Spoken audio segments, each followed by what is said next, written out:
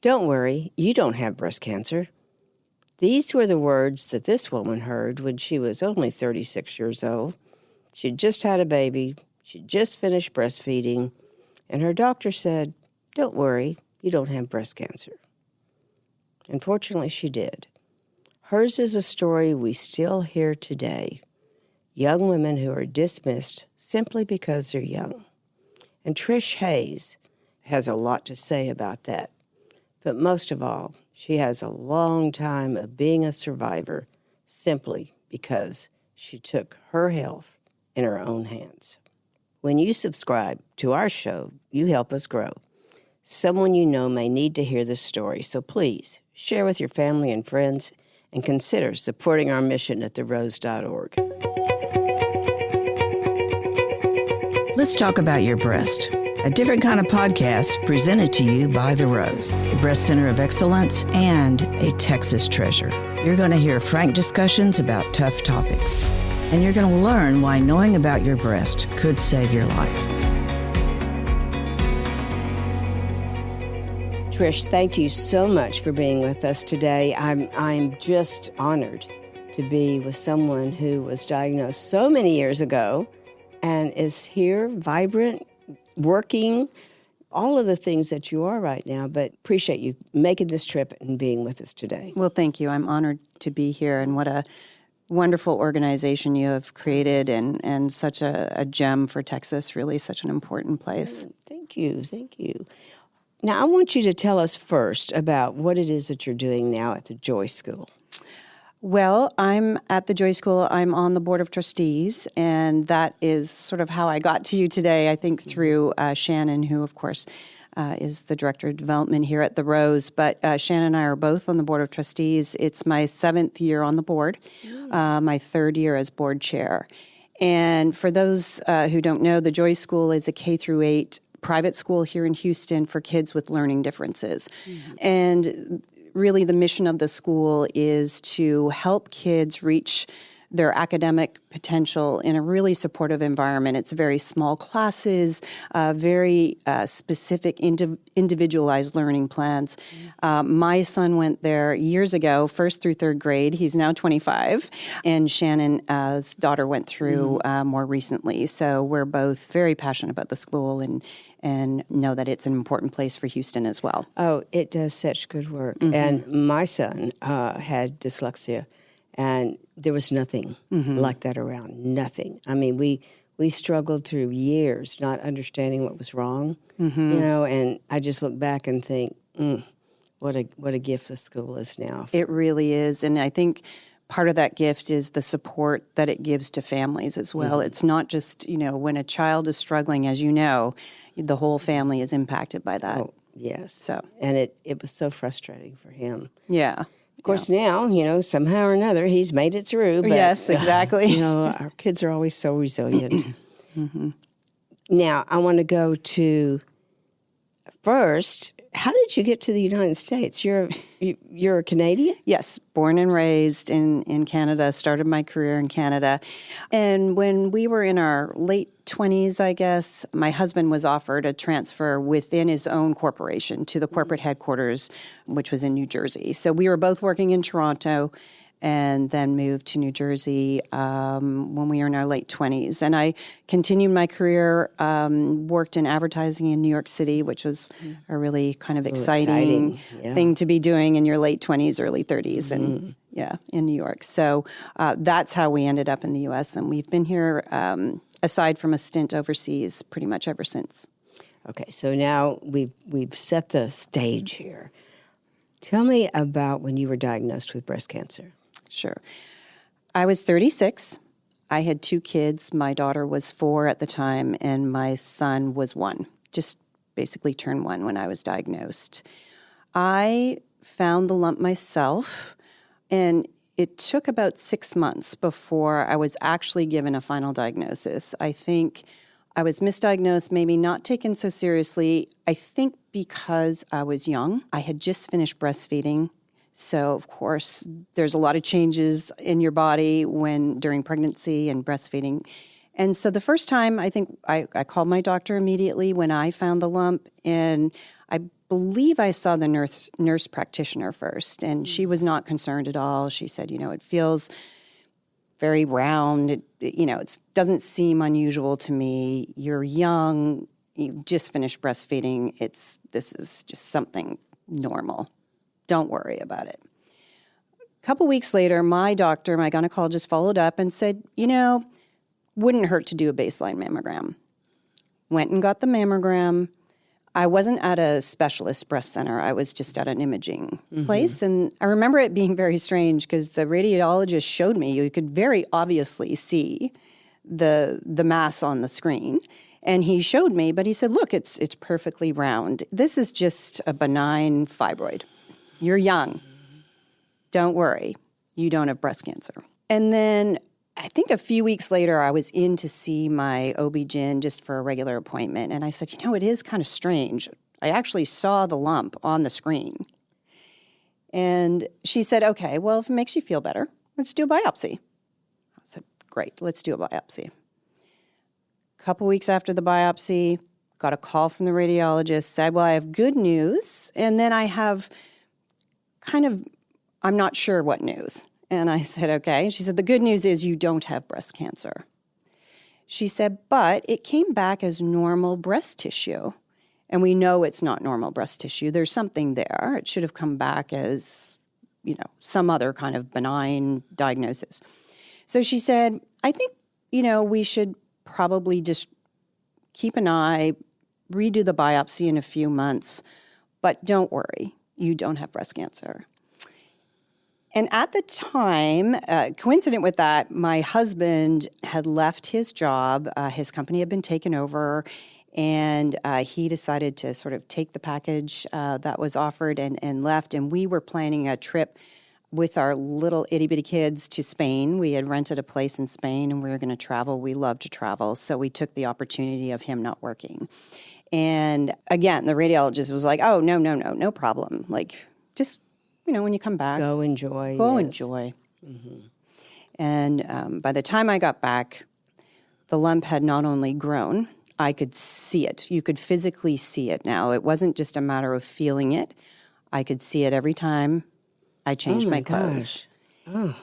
And this time when I went to see my OB-GYN, she took one look at me and said, I'll be right back. She came back and she said, I've just talked to a breast surgeon. I would like you to go have your follow-up biopsy with her. And she just happens to have an appointment tomorrow afternoon. Do you think you can make it? Mm-hmm. Still no one mentioned cancer. Went to see the surgeon. She said, I could do the biopsy, but why don't we just remove it? How about the day after tomorrow? And still, when I look back, I was so naive. Still at that point, so many people had said, you don't have breast cancer. You're young. You don't have breast cancer. And I woke up from that surgery. My husband was beside me, and I could tell he'd been crying. And he said, the doctor's on her way in. And she delivered the news that, in fact, I did have breast cancer. And that was the start of the journey. Oh, my goodness. Trish, I just want you to know, and the listeners to know, you are probably the fifth or sixth woman who sat in that chair with a similar story, only they've just been diagnosed. It makes me so upset and concerned that so often the young woman is dismissed, and so often it is, well, you were breastfeeding. You just had a baby. Your breasts have been through changes. So it's amazing you're still here. 25 years ago, things were very different. But it is a serious message for every woman listening to this. We just have got to understand doctors don't know everything. I understand that part. But, boy, young mothers really need to be aware. You really need to advocate for yourself. And we were talking earlier about being Canadian, and as Canadians, we're not very pushy. We're not raised to be pushy people. But you have to, if something doesn't feel right, just keep questioning it, and just make sure you're satisfied with the information you're getting. And I feel very fortunate that I did that, and I was able to keep going with it. Right. So, But now you'd been reassured over and over this wasn't. Was there anything in you that said, did you have any little flashes that said something else was going on? Or I did. I think I inherently knew it was strange, and especially after it had been dismissed several times, but I could see it changing. That would be the scariest of all. That was, this is really not normal. This isn't just something from breastfeeding. So what was your diagnosis at that time? So my diagnosis at the time was stage 2 ductal carcinoma. One of the things, I guess, that I would say about myself is I love information, and I am someone who very thoroughly researches most things, probably to a fault. And at the time, I got the diagnosis, and the surgeon, I kind of came about it in a backward way, right? I essentially had a lumpectomy and found out from that lumpectomy that I had breast cancer. So it was a little bit different than most people come at it. And so she said, I'll connect you with the medical oncologist. There's a great book called Dr. Susan Love's Breast Book. I'm sure you've heard of it. That. Yeah, and yes. you remember it. She said, if you want to get more information. Well, I poured over that book, took out as much information as I could in a short period of time. And I talked to a neighbor who, and told her what was going on, probably the first day that I found out. And she came over the next morning and handed me a stack of papers. And she said, I've done some research, and these are the 5 top breast cancer oncologists in our area. Go. And so I ended up making appointments with 3 of them. I didn't just kind of go to the oncologist that the surgeon sent me to, I think because I wanted to find out more about it. And again, another thing that I'm sort of glad I did, because I ended up talking to 3 different oncologists and getting 3 different treatment plans. Oh, that would be so frustrating. It was very frustrating. But, the first one was a very, well-known cancer center. I walked in and I felt very much like a pathology report. There was sort of less humanity to it, if that's the way to say it. They really just looked at me, your textbook, stage 2 breast cancer. We'll try to give you a treatment that doesn't make you lose your hair. And I was like, I don't care about my hair. I care about seeing my children grow up. Right. So it just didn't feel right. Second person, much more compassionate, and had a different treatment plan again. The first one, they weren't going to use, the first hospital I saw, they weren't going to use adriamycin, which I had determined from reading that book was as horrible a drug, really, really effective in breast cancer. So I was kind of questioning why they wouldn't even put that in the mix, and they said because I would lose my hair. Second doctor said, we're going to do adriamycin Cytoxin, 4 rounds. Third doctor, and this is sort of where the triple negative comes in, although it wasn't called that. When I went to see him, he said, first thing he said was, you're young, you're a mother, you must be very scared, and our goal here is to make sure that we get rid of this and it never comes back so you can see your children grow up. And that was like, thank you. Yes. Thank you. Yes. His name is Richard Michelson. He was at Cancer Center of St. Barnabas in New Jersey. And he took me through the pathology and he said, okay, there's 3 things I want you to know. You're estrogen receptor negative, you're progesterone receptor negative, you're HER2 negative. And what those things mean is that I've got less options in my toolkit to fight your cancer. So even though you're stage 2, he said there's a couple of things. You're young, which means, yes, you're healthy, and your body can take maybe a little bit more of aggressive a treatment, but also being young means it really is good for cancer growth as well. Young cells are a better host for cancer.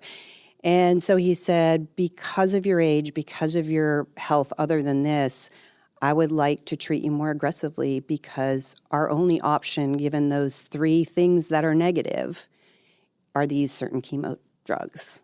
And my husband and I just looked at each other and was like, this is our guy. Yeah. So it wasn't referred to as triple negative. I'd never heard that term until I was living in Houston and I was a patient of Dr. Osborne's at Baylor.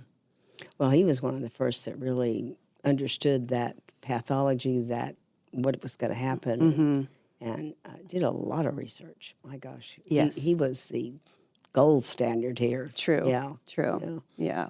And my oncologist in New Jersey referred me to him. You know, I finished my treatment in 2002. So I had 4 treatments of adriamycin, Cytoxan, and 4 treatments of Taxol, and then radiation therapy. And I finished the spring of 2002, and then the summer of 2003, we moved to Houston. And I remember being so scared to leave my oncologist and his team. You know, I was seeing him every 3 months or so at that point, I think. And he said, Trish, you can always come back and see me, but you're moving to Houston, Texas, and they have an amazing medical center there. And this particular doctor, Dr. Osborne, I think if you can get in to see him or one of his colleagues, you'll be in great hands. He was such a pioneer. And he was the first that, and remember, I've been doing this for 38 years, but he was the first doctor to really talk about the problem with access to care for, you know, our underserved populations.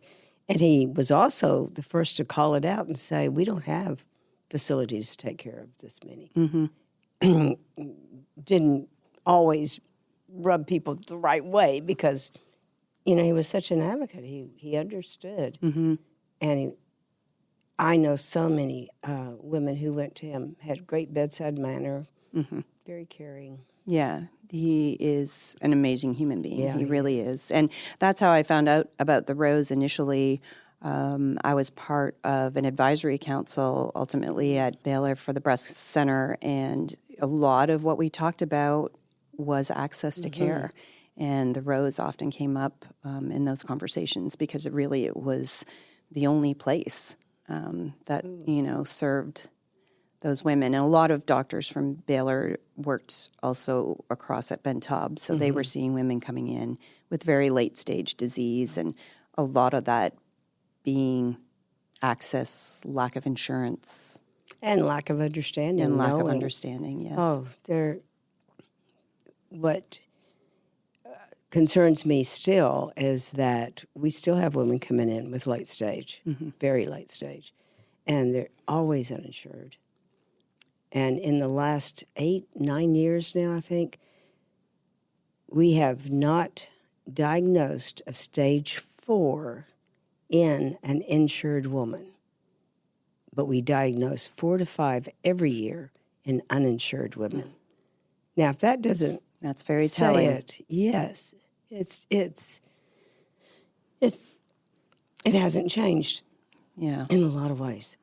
That is what has driven your passion to get involved with all these different pink organizations or raising money for breast cancer. Yes. I mean, probably had I not had breast cancer, you know, my life would have taken a very different path, obviously. I probably would have gone back into the corporate world after my kids had gotten to a certain age. That was always my plan.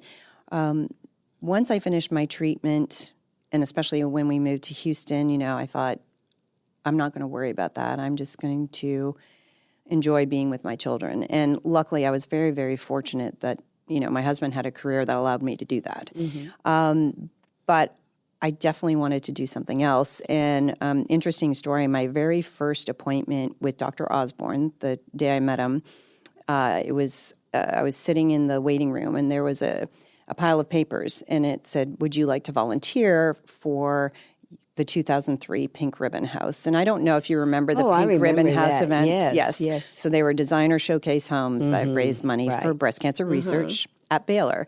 And I thought, wow, you know, I'm new to Texas and new to Houston, and I don't really have a community, and this would be a great way to meet people. And the house that year was actually in my neighborhood. So it was a very simple thing. I thought, I can I can spend a Saturday morning or a Sunday morning and do that. And that's what I did. And that got me involved really with Baylor shortly after I arrived in Houston. And then it kind of just went from there. I kept involved with the Pink Ribbon House and eventually was asked to be on the advisory board for the breast center at Baylor, and really got the opportunity to work with Dr. Osborne and meet a lot of the researchers that work with him. And it was hugely eye-opening, and I really loved it. So how many of these events type things have you been in or chaired or led part of?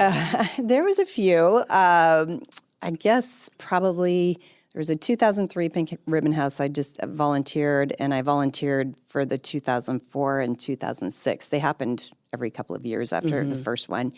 And I think I was ticket sales chair. And then in 2008, I chaired it.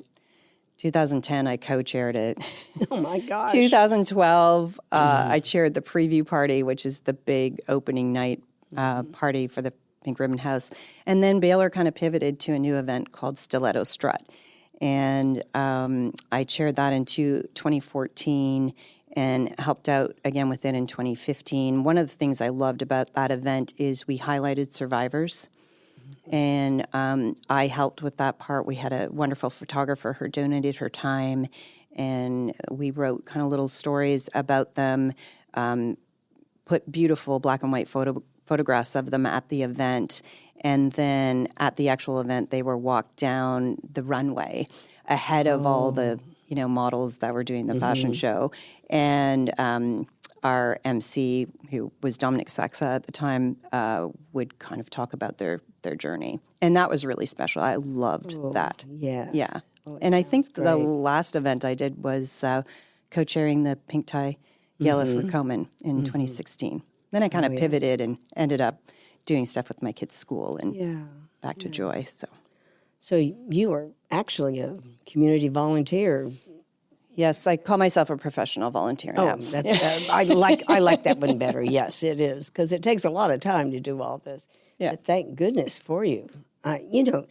So many of our events, all of our events, come together because of a volunteer, and it makes such a big difference.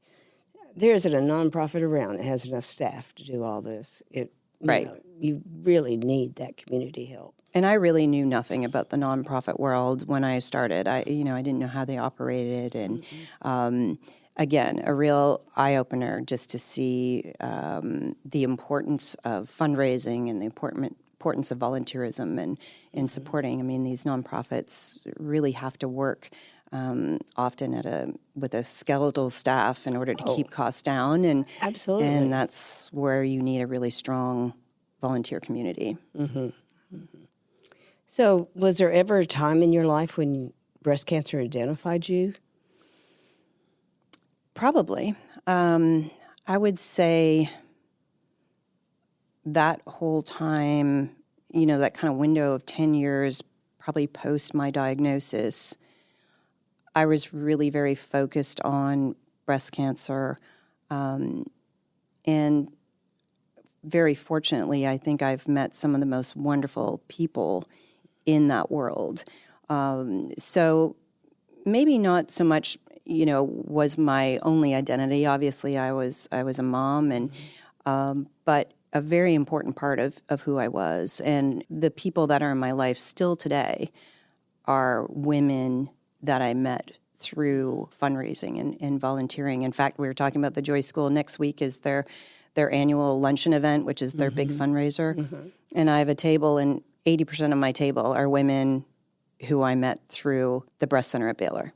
Oh, my goodness. They have nothing to do with the Joy School, but they're coming to support me and the school, and we call each other our breast friends. That is so bad.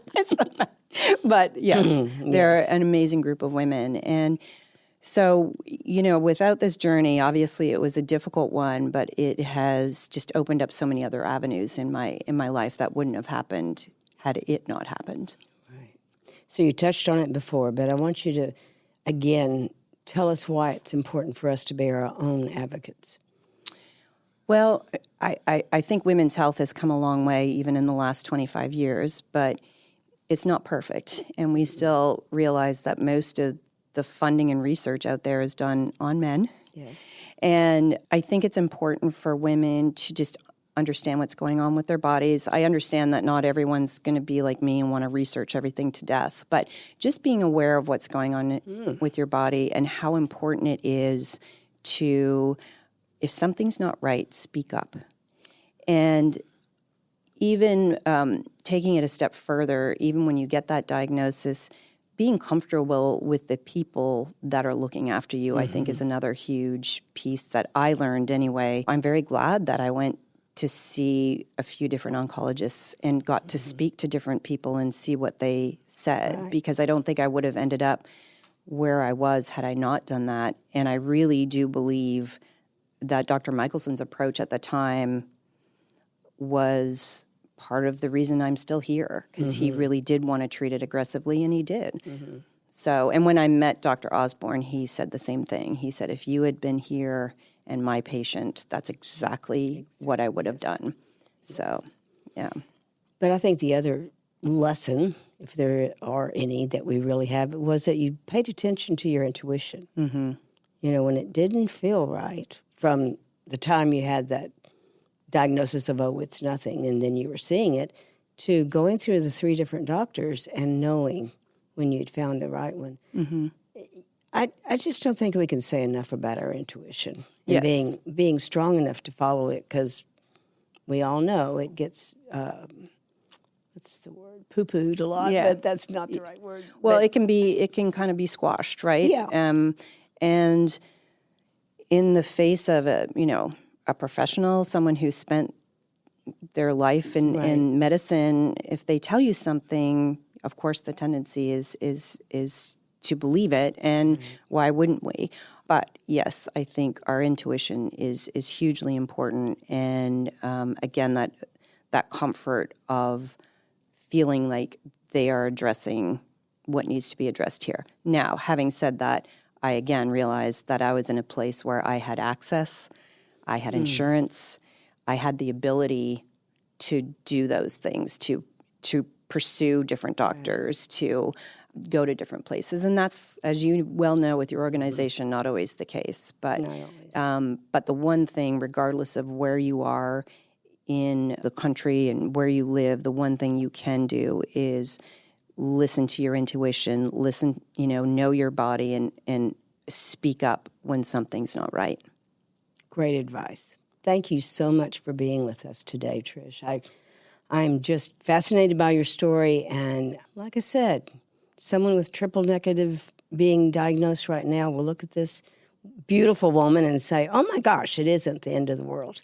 No, it isn't. I mean, again, we've made so many advancements in breast cancer, and I know I'm very fortunate and blessed to be here today, but I do think that I hope I can provide some kind of vision of what it can be like, 24, 25 years down the road. It really isn't the end of the world, and keep the faith and take care of yourself. That's it. Take care of yourself. Thank you again for being with us today. It was a pleasure. Thank you so much. Thank you for joining us today on Let's Talk About Your Breasts. This podcast is produced by Speak Podcasting and brought to you by The Rose. Visit therose.org to learn more about our organization. Subscribe to our podcast, share episodes with friends, and join the conversation on social media using hashtag Let's Talk About Your Breasts. We welcome your feedback and suggestions. Consider supporting The Rose. Your gift can make the difference to a person in need. And remember, self-care is not selfish. It's essential.